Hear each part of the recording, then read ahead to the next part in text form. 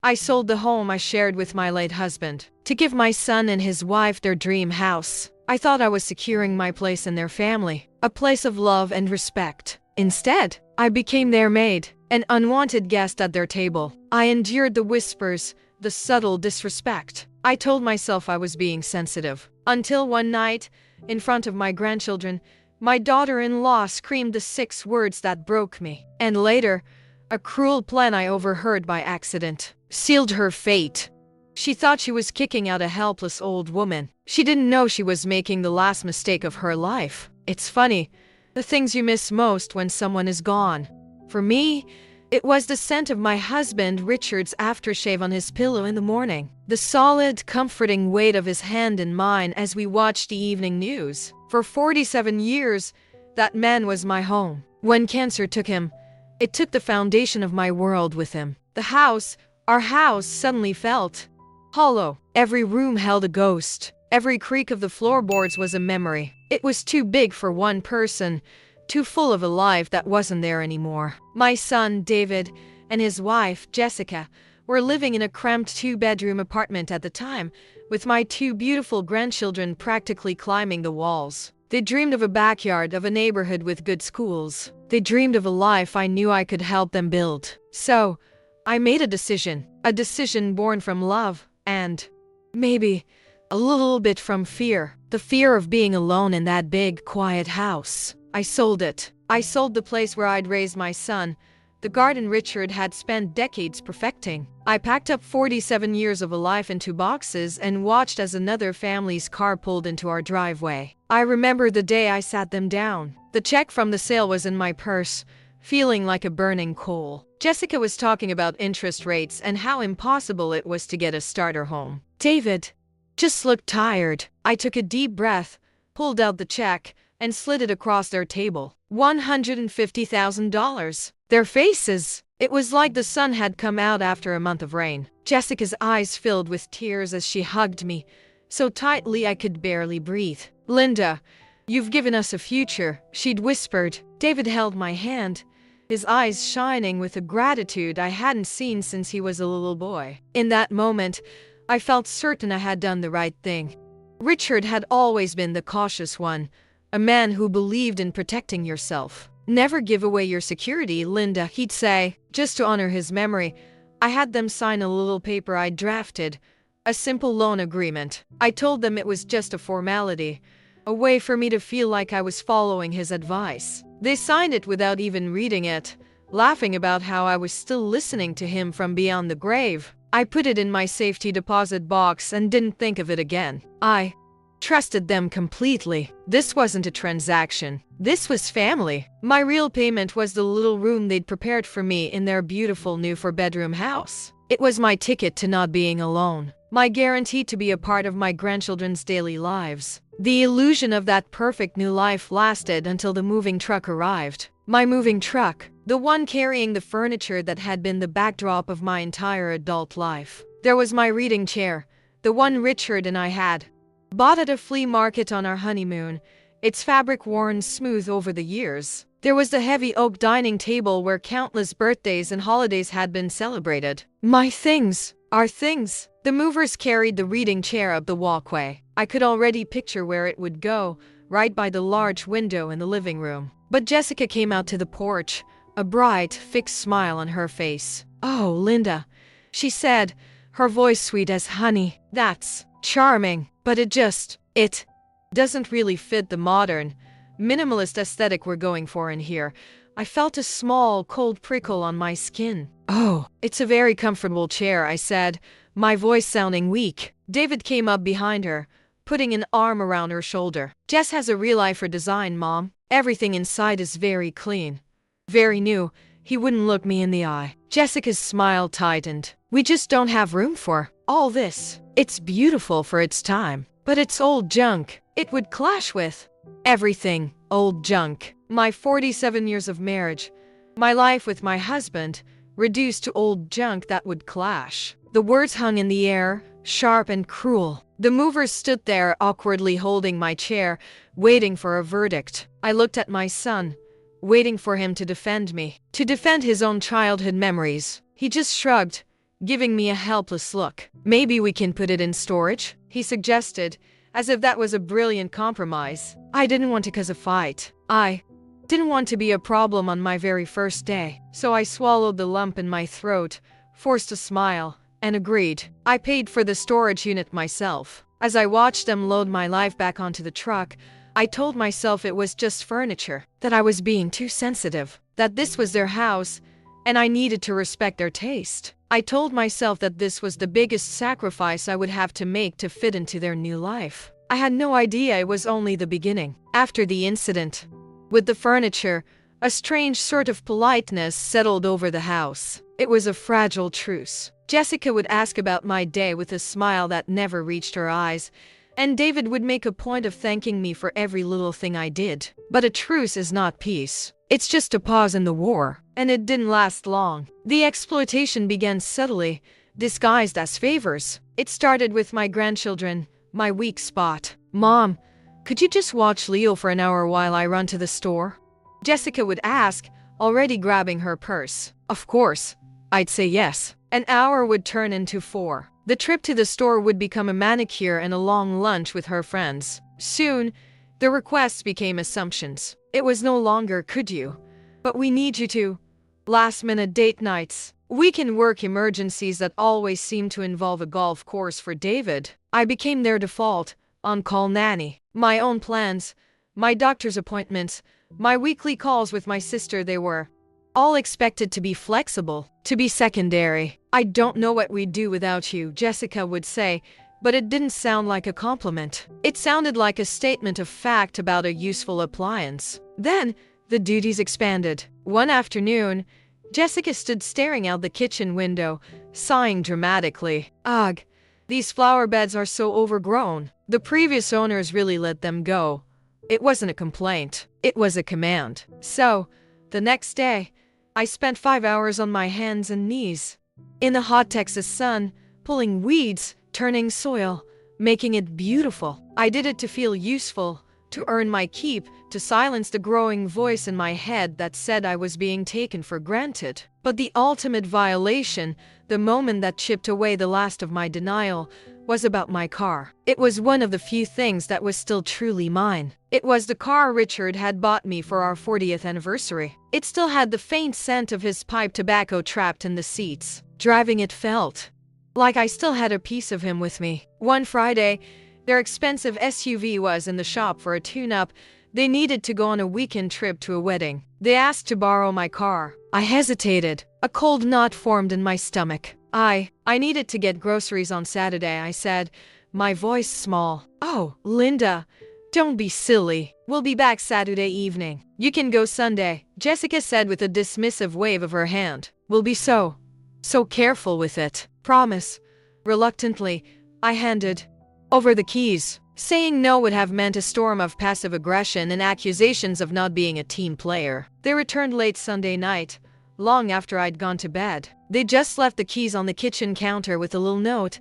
Thanks, Mom. The next morning, I went to drive to the pharmacy. I turned the key in the ignition, and the car sputtered. I looked down at the dashboard. The gas light was on. The needle was buried deep in the red. They had driven it for hundreds of miles and hadn't even bothered to put $5 worth of gas in it. I sighed, a deep, weary sound, and drove to the gas station, my anger simmering. But as I stood by the pump, the morning sun glinted off the passenger side door, and I saw it. A long, jagged scratch, at least a foot long, ran across the panel. It was deep, down to the white undercoat. A smear of what looked like white paint from whatever they had hit was still there. My breath caught in my throat. They had damaged Richard's car, and they had said nothing. That evening, I gathered my courage and approached them as they watched TV. My hands were trembling. David, Jessica, I noticed a big scratch on the car today, I said softly. Jessica didn't even look away from the screen. Oh, that? It's been there forever, Linda. I remember seeing it ages ago.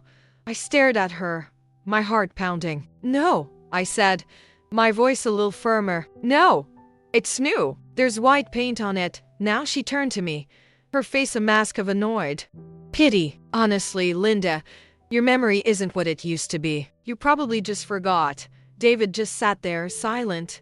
his eyes glued to the TV, his silence a roaring confirmation of her lie. They were gaslighting me, erasing my reality and replacing it with their own. I walked back to my room, the sound of their television fading behind me. As I sat there on the edge of my bed, staring at the wall, I felt utterly and completely invisible, like a ghost in my own life, a piece of furniture they could use and disregard. I wondered how many other people in the world felt this way, unheard in their own homes. If this story is speaking to your soul, maybe click that subscribe button. It's a small thing, but it's nice to know that someone out there is listening. The weeks that followed were cold. The polite fiction between us was gone, replaced by a tense, heavy silence. They saw me as ungrateful for having questioned them. I saw them for exactly who they were. The tension was getting thicker every day, coiling like a snake in the center of the house. I knew something was about to snap.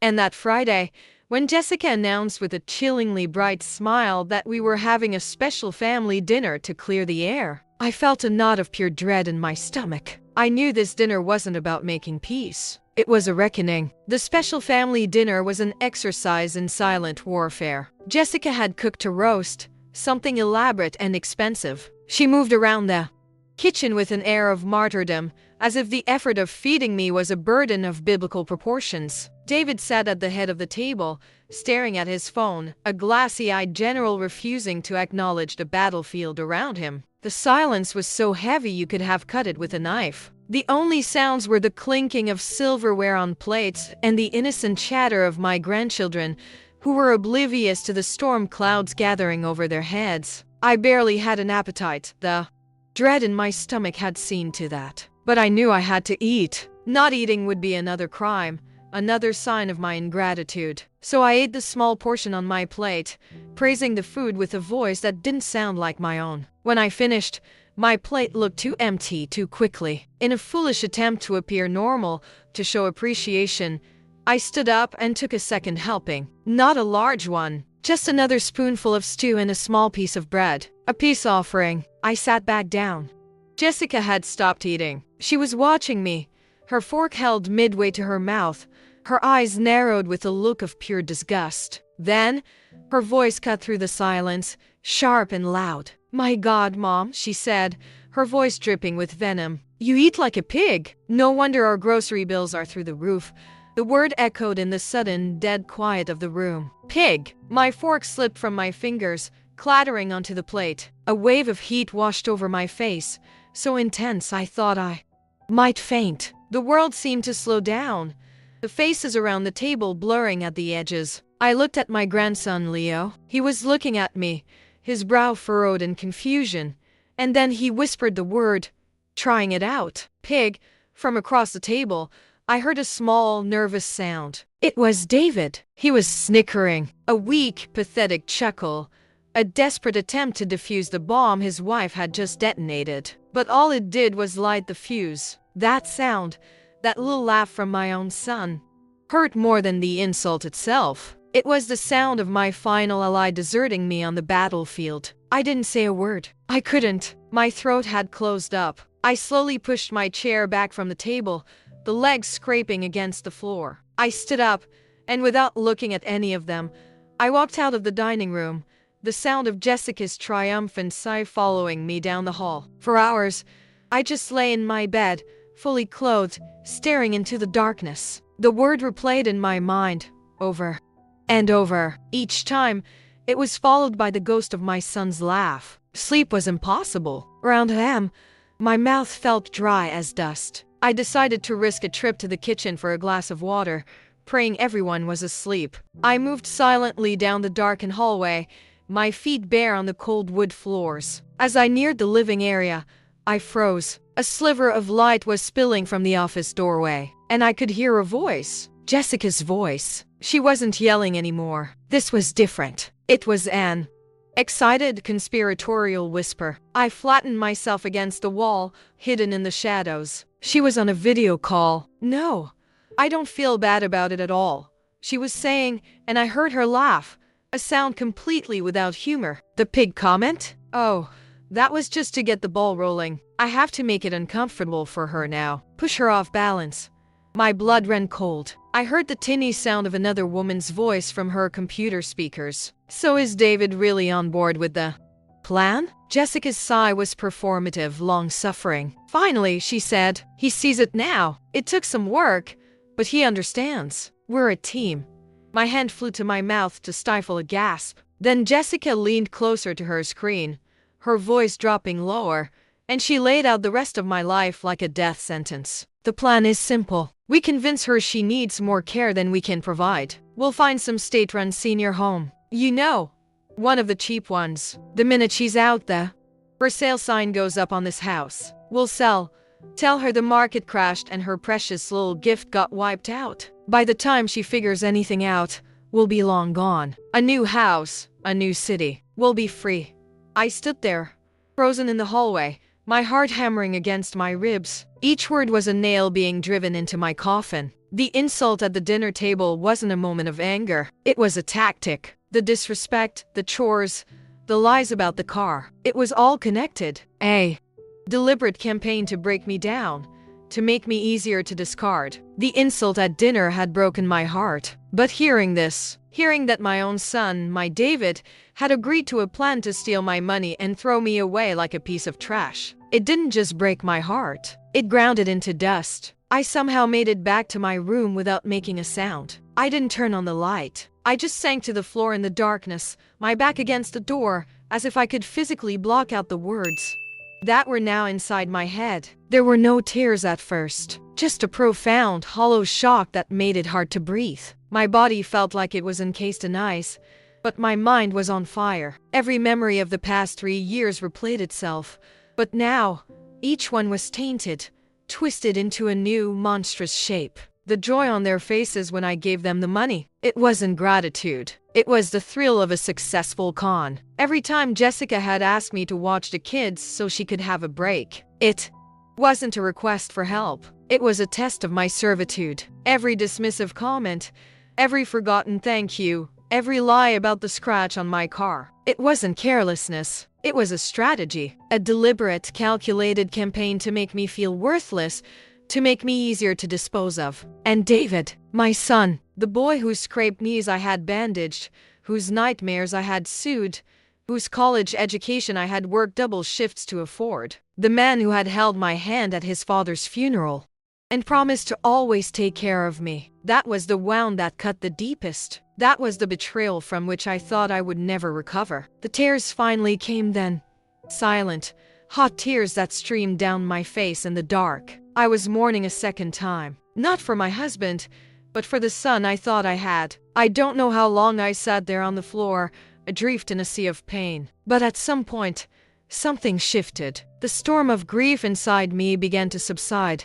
The waves of sorrow pulling back to reveal something else. Something hard and cold and clear. It was clarity. The tears stopped. I wiped my face with the back of my hand, and the shivering stopped too. I saw it all with a horrifying, crystalline precision. I had been a fool. My love for them, my fear of loneliness, my own grief had been a thick fog that had prevented me from seeing the truth that was right in front of me. They hadn't seen a mother or a grandmother. They had seen a resource, an obstacle, a bank account to be drained and a problem to be discarded. And in that moment of cold, hard truth, I felt a strange connection to a world beyond the walls of that house. I wondered how many other people in how many cities, in how many countries have felt this same sickening sting of betrayal from the very people who were supposed to love them. It's a uniquely lonely feeling. If you're listening right now, I'm truly curious to know where my story is reaching. Let me know in the comments what city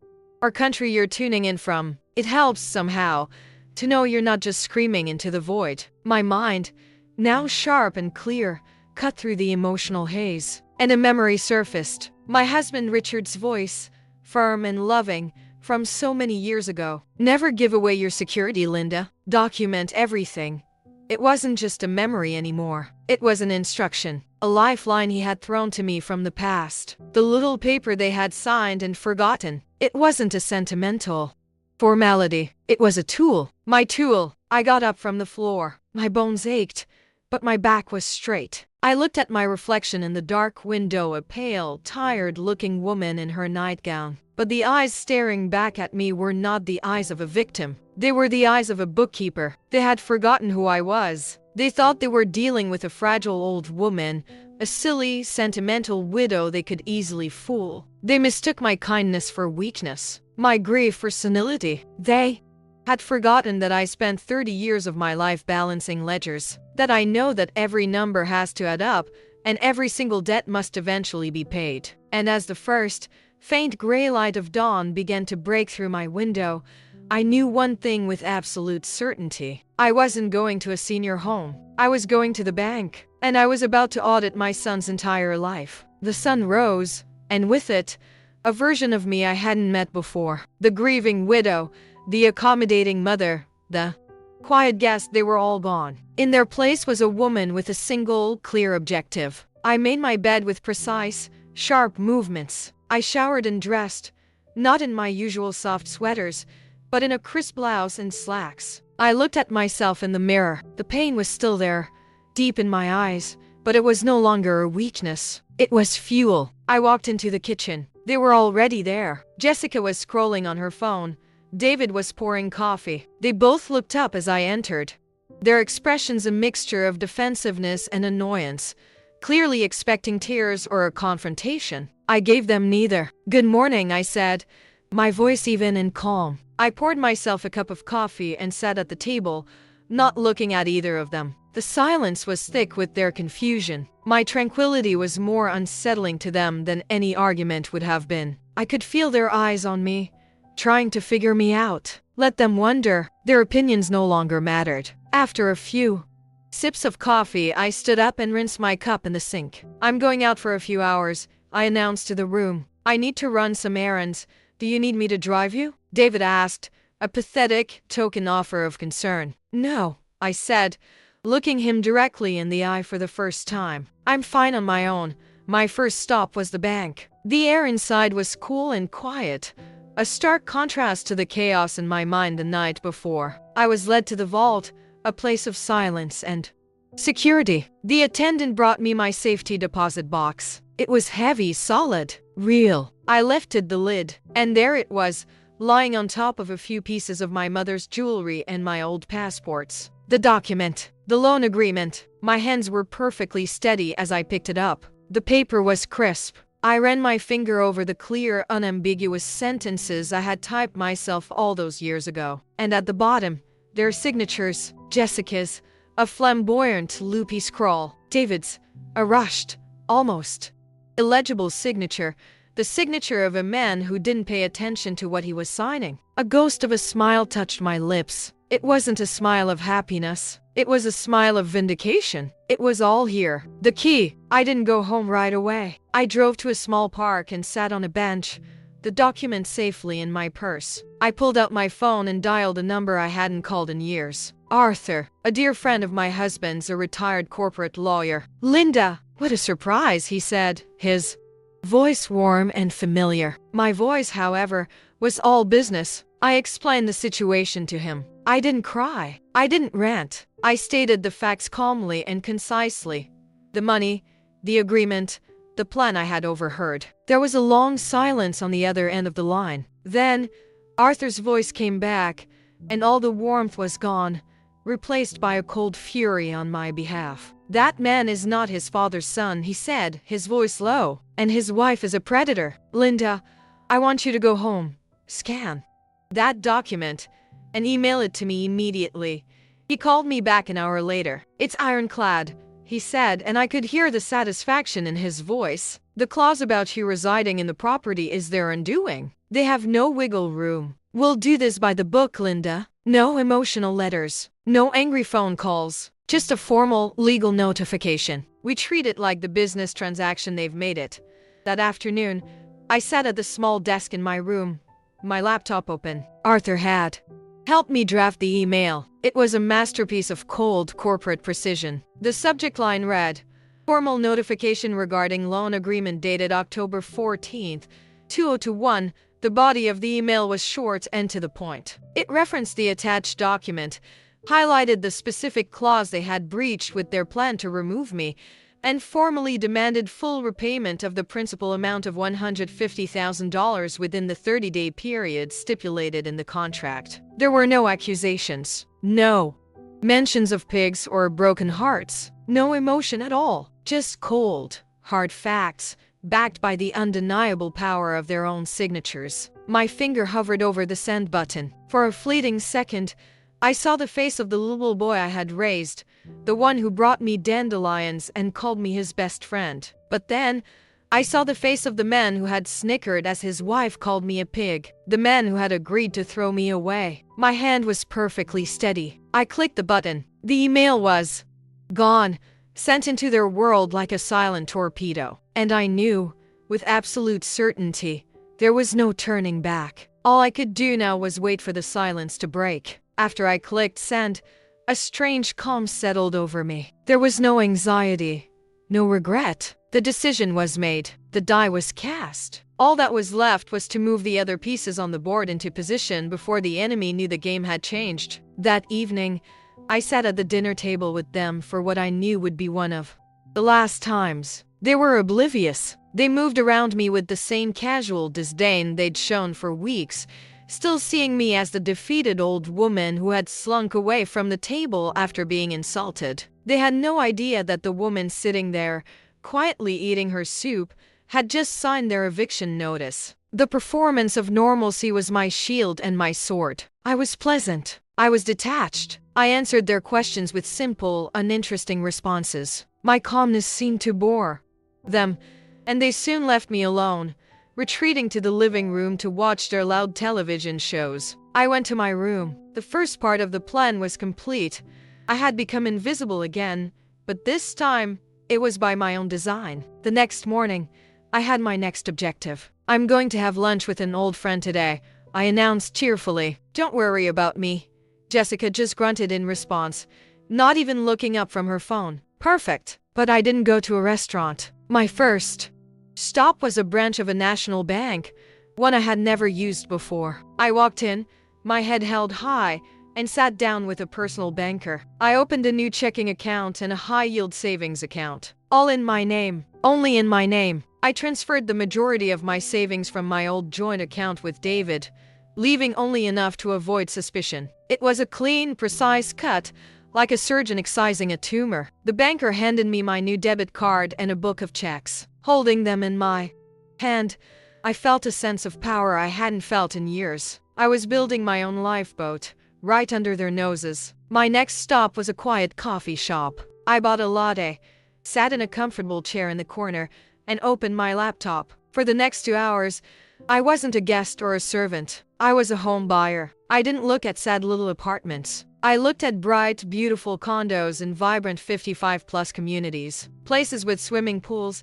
and gardening clubs and social calendars, places where people went to live, not to wither away. I saved links, compared prices, and even scheduled a virtual tour for one of them for the following week. I was building my future, brick by digital brick, a future that had no room for them in it. The thought didn't bring me sadness. It brought me peace. When I returned to the house that afternoon, the atmosphere was the same. Tense, cold, and ignorant. They had no idea. I knew David had a routine. He worked from his home office, but he rarely checked his personal email during the day. He waited until after the kids were in bed, usually around p.m.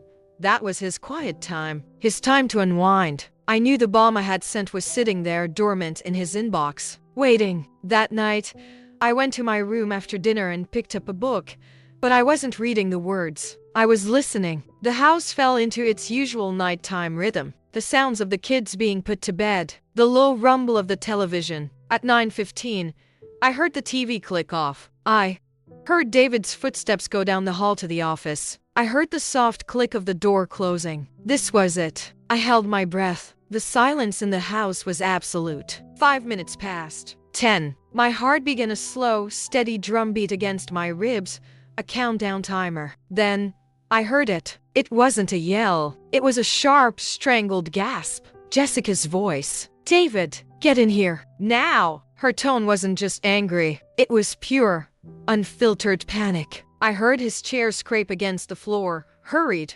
footsteps, the frantic, muffled murmur of their voices from behind the closed office door. I closed my book and placed it on the nightstand. The torpedo had hit its target. The silence was officially broken. I didn't move. I just sat there, my back straight, my hands folded in my lap, listening to the first shockwaves of the life they thought they had, now collapsing around them. And then, I heard the office door fly open, and the heavy, furious footsteps pounding down the hall, coming straight for my room. I didn't have to wait long. The furious footsteps stopped right outside my door. There wasn't a knock. The door flew open with such force that it slammed against the wall, making the pictures on my dresser rattle. Jessica stood there, panting, her face a blotchy, furious red. She held her phone in her hand like a weapon, the screen glowing. David hovered behind her, his face pale with a mixture of anger and disbelief. "What is the meaning of this?" Jessica shrieked,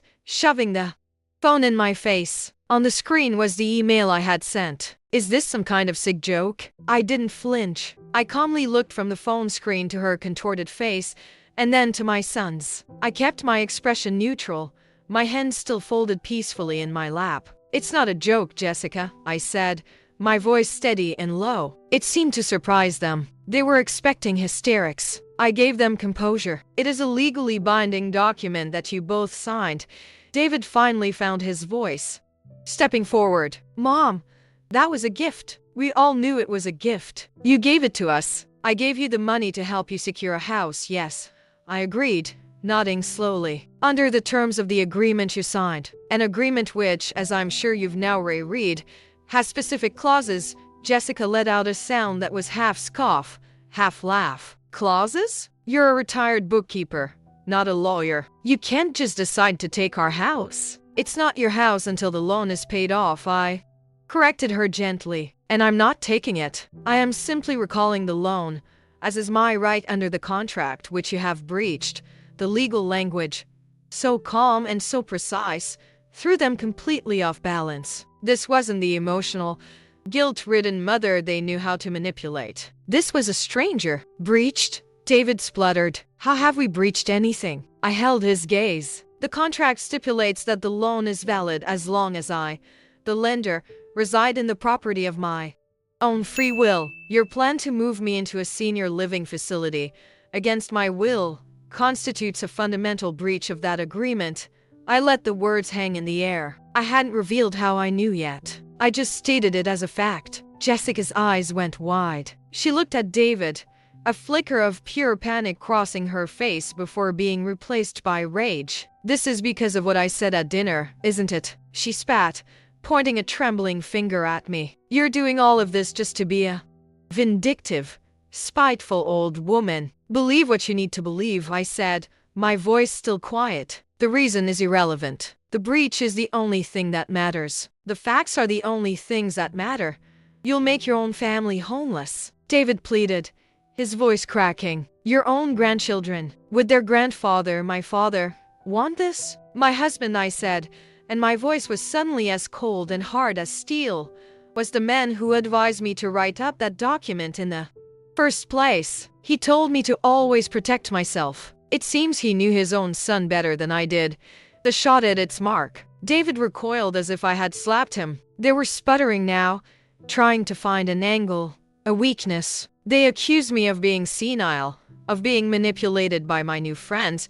They just couldn't comprehend that I was doing this on my own, that I was capable of this. Finally, I delivered the next blow. "You're welcome to dispute it," I said, giving them a small, tight smile. "But you should know I have retained legal counsel. I have the original notarized document, and my lawyer agrees that my position is, and I quote, unassailable." The word lawyer hung in the air between us, heavy and cold. It was a checkmate. The color drained from David's face. Jessica's jaw tightened, her eyes narrowing into venomous slits. The mask of panicked rage fell away, revealing the pure reptilian fury beneath. She took a step closer to my bed, her voice dropping to a low, dangerous whisper. "You have no idea what you've just done," she hissed. She spun around and stormed out of the room, David scrambling to follow her like a lost puppy. I heard them go back into the office, the door slamming shut with a force that shook the entire house. I sat there in the silence,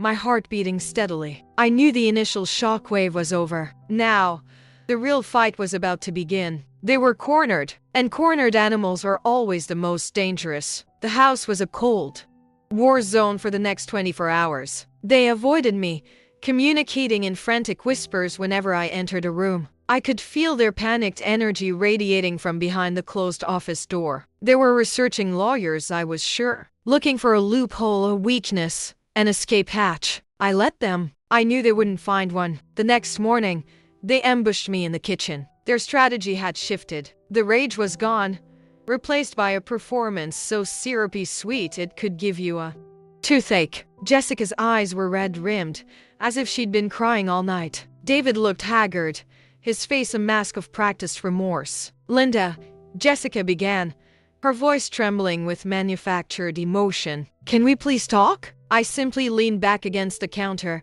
folded my arms and nodded. "Go on."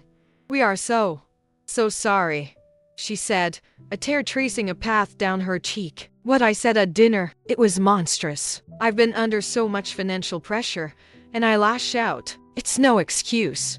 I know, but it wasn't me. Not the real me." She gestured toward David. "And David, he was just trying to support me. He would never ever want to hurt you. We love you, Linda. You're our family. This whole thing, this legal threat, it's a terrible misunderstanding. Please, can't we just go back to how things were?" It was a masterful performance. I almost felt a flicker of admiration for her audacity. Almost. I let her finish, letting the silence hang in the air for a long moment. I watched a fake hope flicker in their eyes, and then I extinguished it. "That was a very convincing speech, Jessica," I said, my voice dangerously calm. "But you're wasting your breath and your tears." I paused, letting my words sink in before I delivered the final, fatal blow. "You see, I know it's not about what you said at dinner. I know it's not about stress. I know exactly what it's about." I looked from her face to my son's. "You really should be more careful with what you say when the baby monitor is on."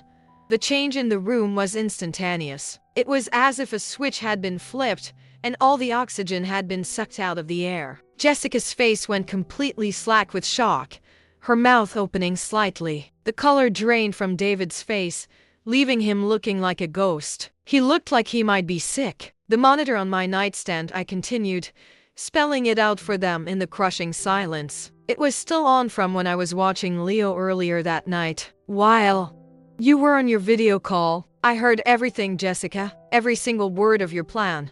They were caught, utterly and completely. There were no more lies to tell, no more angles to play, just the stark, ugly truth of their greed, exposed by their own carelessness." While they stood there, reeling in horrified silence, I laid down my new terms, my non-negotiable reality. "So here is what is going to happen now," I said, my voice leaving no room for argument. "First, you will contact a real estate agent today and put this house on the market. Second, you will accept a reasonable offer, and you will cooperate fully with the sale process. Third, upon the closing of the sale, the full $150,000 of my loan will be wired directly from escrow to my new bank account, an account to which you have no access." I took a step closer, forcing them both to meet my gaze. "And fourth, and most importantly, until that check clears, we will coexist in this house as strangers. You will not speak to me. I will not speak to you. You will not ask me for anything. You will not expect anything from me. Our family relationship is over. We are now a business transaction. Are we clear?" David just stared at me, his eyes wide with a dawning horror. Jessica's face was a twisted mask of hatred and defeat. She opened her mouth to say something, but no words came out. What could she say? I had taken away all her power. I didn't wait for a response. There was nothing more to say. I turned my back on them, picked up my coffee cup, and walked out of the kitchen, leaving them standing side by side in the sunlit room, two statues of shattered arrogance. For the first time in 3 years, I walked away from them not in retreat, but in total victory. The power had shifted, absolutely and irrevocably. I wasn't their guest, their maid, or their problem anymore. I was their creditor, and they were about to learn just how steep the price of betrayal really was. Living in that house for the next few weeks was like being a ghost at a funeral. My funeral. Except I was the only one who wasn't mourning. They kept their end of the bargain, mostly because their lawyer had likely told them they had no other choice. They didn't speak to me. When I entered a room, they would fall silent and scurry away. The sprawling house that was once Jessica's pride and joy had become their gilded cage, and I, their silent warden. The for sale sign being hammered into the front lawn was a particularly satisfying moment. I watched from my window as Jessica spoke to the realtor, her face a plastic mask of polite cooperation. I could see the humiliation in the rigid set of her shoulders, in the way she couldn't quite meet the realtor's eyes. This house, her grand symbol of success, was now being publicly listed as a failure. The poetic justice didn't stop there. The realtor told them they needed to declutter and stage the home to appeal to buyers. So, I watched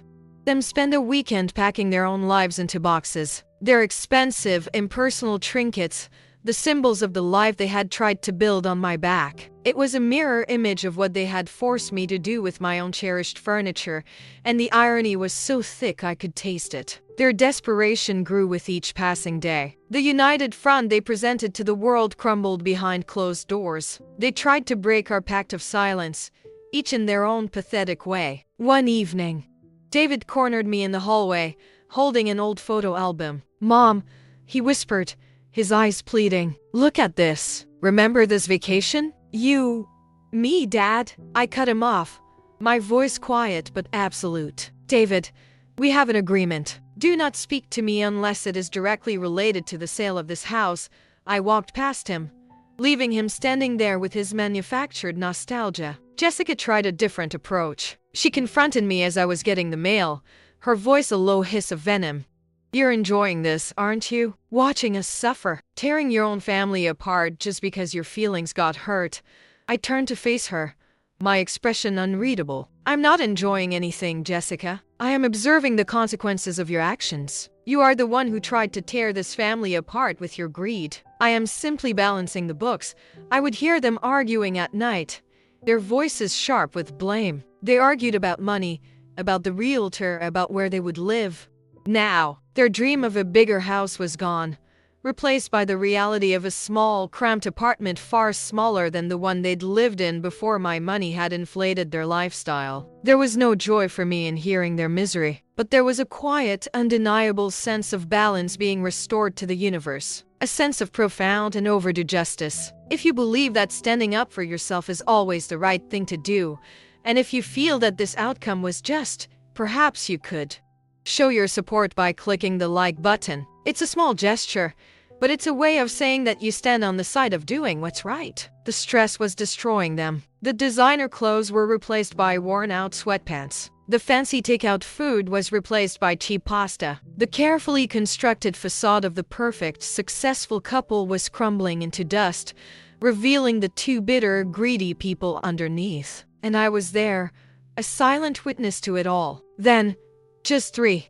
weeks after it was listed, they got an offer on the house. A good one. They had no choice but to accept it. The day of the closing came faster than any of us expected. I didn't attend the meeting. There was no need. Arthur and my new bank handled everything. I simply stayed in my room, packed my final suitcase, and waited. At 3:15 in the afternoon, my phone buzzed on the nightstand. It was an email from my new bank. The subject line read. I opened it. There it was, in crisp digital black and white. A deposit for $150,000. The debt was paid. The transaction was complete. I stood up and walked to my window, looking down at the street below. A new moving truck was parked at the curb, much smaller than the one that had brought their things to this house. This one was for me. My new life had just arrived at the front door, and I was finally, truly free. I didn't watch them leave. I didn't stay for one last look at the house that had cost me so much. My back was turned to that chapter of my life, and I never intended to look back. The moving truck followed me to my new beginning, a bright, sunny 2-bedroom condo in a vibrant community for people over 55. The first thing I did was instruct the movers to go to my storage unit. Watching them carry my furniture into my new home was a healing I can't put into words. My beautiful, worn reading chair, which Jessica had called old junk, was the first thing through the door. I placed it right next to a large sliding glass door that opened onto a small balcony. One by one, my treasures returned to me. My husband's old grandfather clock, the sturdy oak dining table, the paintings we'd collected. This wasn't just furniture. It was my history, my identity, and I was reclaiming it. My new home was smaller than the house I had left, but it felt infinitely larger. It was filled with light, with air, and most importantly, with peace. There were no eggshells to walk on, no tense silences to endure. The only sounds were the ones I chose, the classical music I played in the afternoons, the cheerful bubbling of the coffee pot in the mornings. The community itself was a revelation. People smiled and waved when I went to get my mail. My next-door neighbor, a wonderful woman named Sarah, brought me a welcome basket with homemade lemon muffins. We discovered a shared love for mystery novels and true crime podcasts. For the first time in years, I was having conversations that weren't about my son's schedule or my daughter-in-law's complaints. I was talking about books, politics, gardening, and my own opinions. I was being seen not as a utility, but as a person. I joined the community gardening club. My hands, which had once pulled weeds in Jessica's flower beds out of a sense of duty, were now planting my own roses and herbs out of pure joy. I felt the sun on my back, not as a burden, but as a blessing. One afternoon,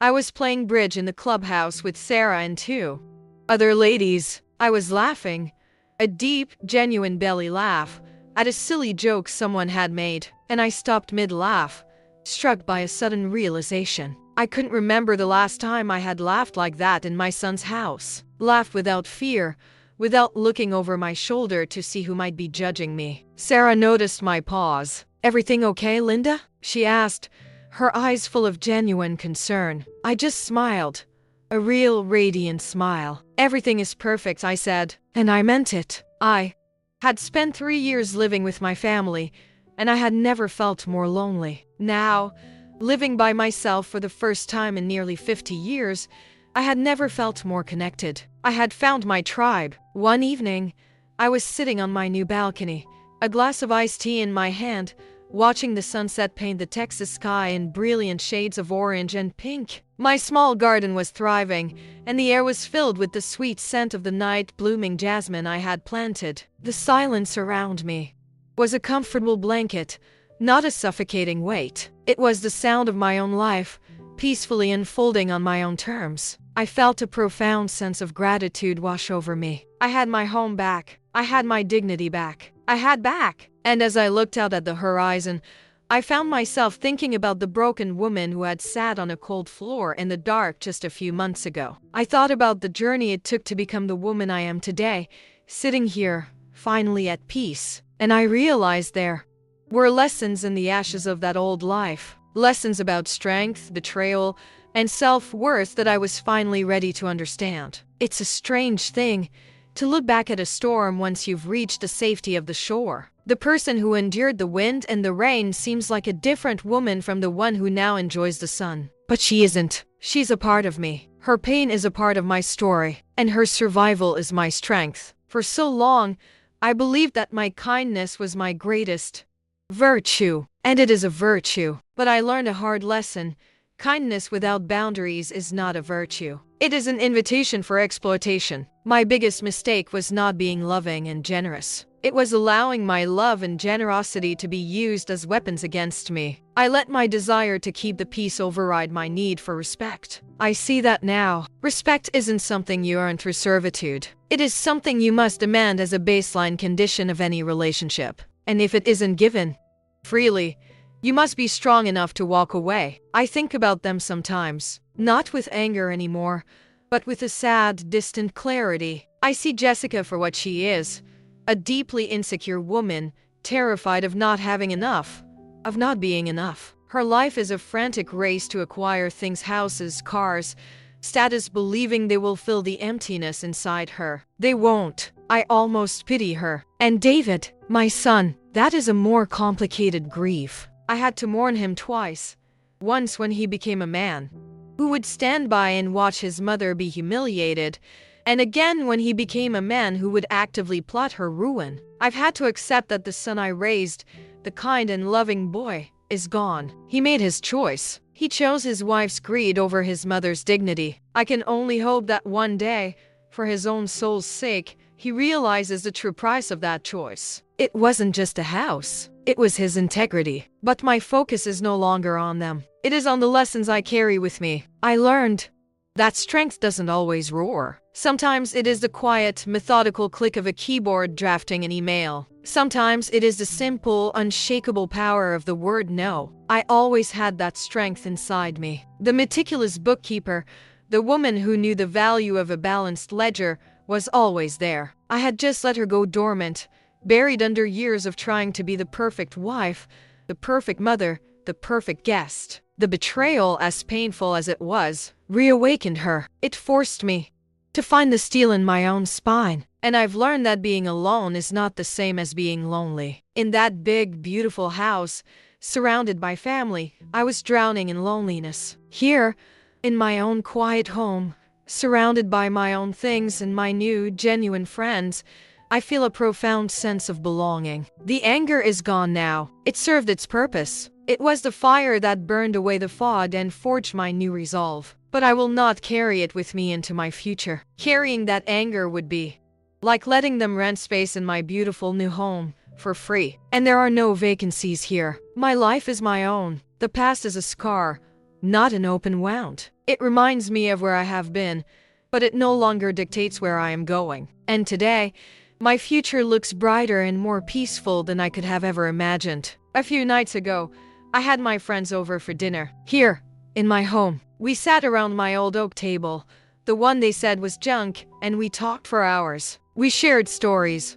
We offered advice, and we laughed a lot. As Sarah was telling a funny story about her own grandchildren, I looked around at these incredible women, at the food we were sharing, at the warmth and respect in the room. And I thought about that other dinner, the one that started it all. I thought about the word pig, a word meant to humiliate me, to put me in my place, to make me feel small and worthless. It was meant to be the final nail in the coffin of my dignity. Instead, it became the seed of my liberation. It was the shock that woke me from my slumber. Their cruelty was the unexpected gift that gave me back my own life. They tried to silence me in their home. They tried to make me invisible. But in doing so, they forced me to find a voice I never knew I had. A voice that had been buried under decades of putting others first. And by sharing this story, that voice reaches all of you. I know I'm not the only one. I know there are so many people out there, right now, who feel unheard. People who have been told that their feelings don't matter, that their presence is a burden, that their worth is conditional. People who have been silenced by those who are supposed to love them the most. This channel, this community that we are all building together, it is a place for those stories. It is a lighthouse for those who feel lost in the dark. Your subscription isn't just a click. It is a declaration. It is my voice, and it is a voice for every single person who has ever been made to feel small. Each one makes our collective voice louder, our stories stronger, and our message clearer. We will not be ignored. Please, help this community grow. Help our stories reach the people who need to hear them most. Your subscription is our voice. Help make it roar. And as always, please leave a comment to let me know what city or country you're listening from. Knowing that we are all connected, from all corners of the world, is the most powerful feeling of all. My name is Linda. I am 70 years old, and for the first time in a very, very long time, I am home.